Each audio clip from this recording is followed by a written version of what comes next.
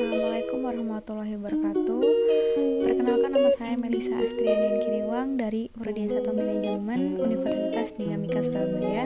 Di sini saya akan mempresentasikan tentang tantangan waralaba Subway di Cina.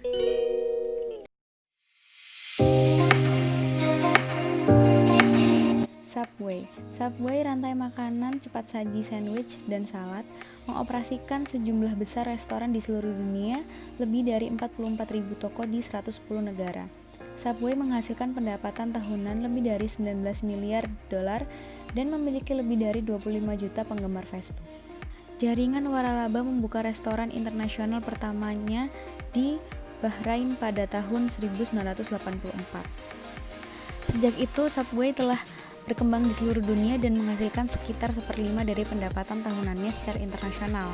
Perusahaan mengharapkan pasar luar negeri memberikan kontribusi besar bagi pertumbuhannya di masa depan. Sekarang, Subway telah berkembang pesat. Pemilik telah merekrut banyak pewaralaba berkomitmen yang dia pantau dengan cermat untuk menjaga kualitas.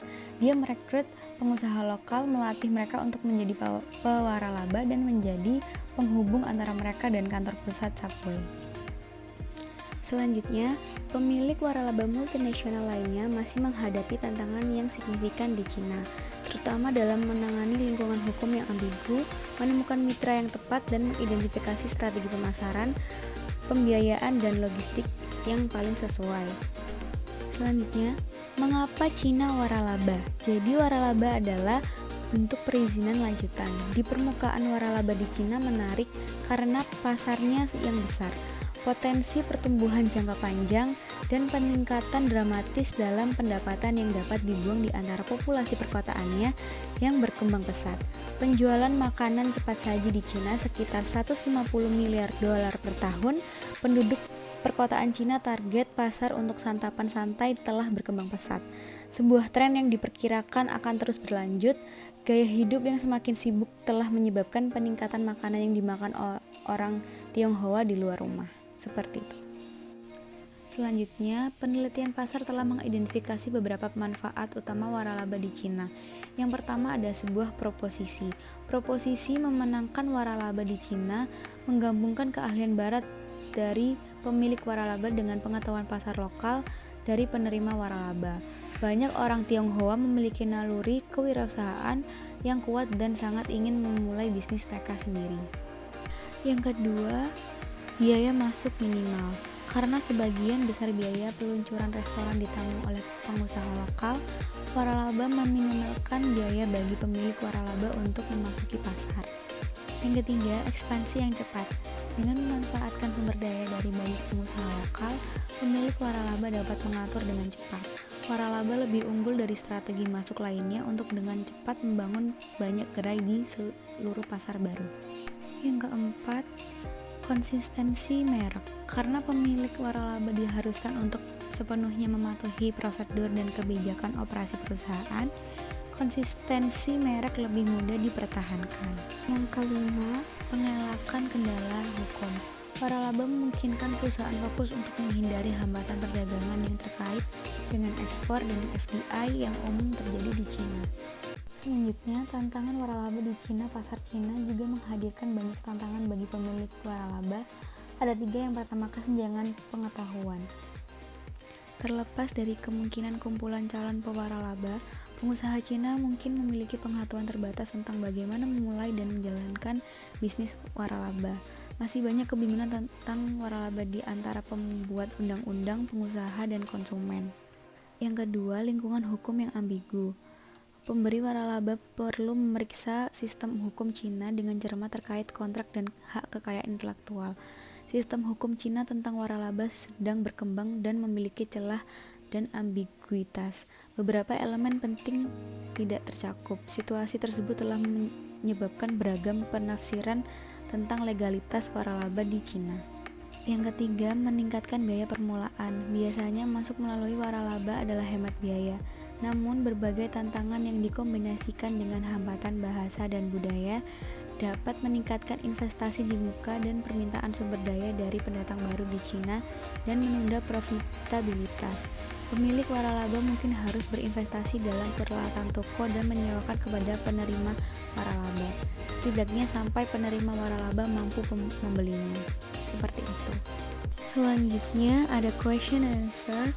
Yang pertama, mengapa sebuah organisasi membuat perjanjian pengetahuan daripada bentuk lain dari strategi masuk?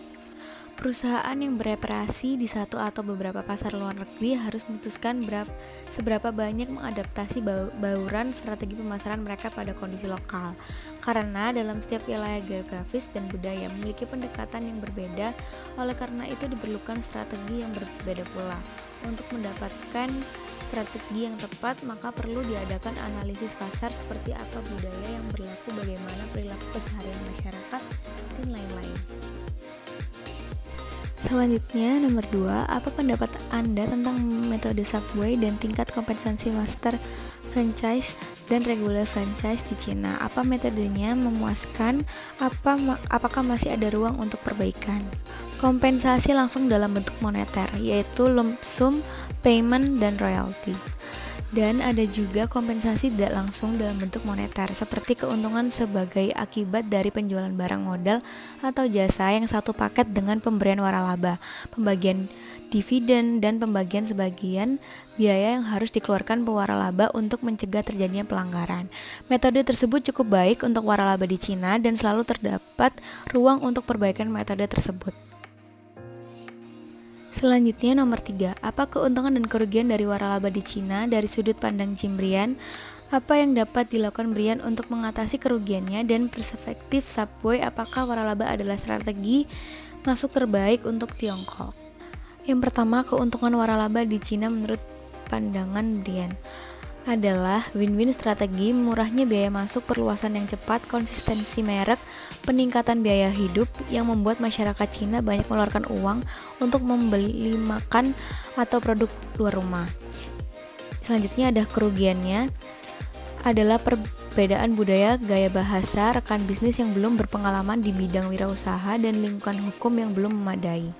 Yang dilakukan oleh Brian adalah memahami dan mempelajari budaya Cina, mereka rekan bisnis yang tepat, serta membuat aturan mengenai waralaba di Cina.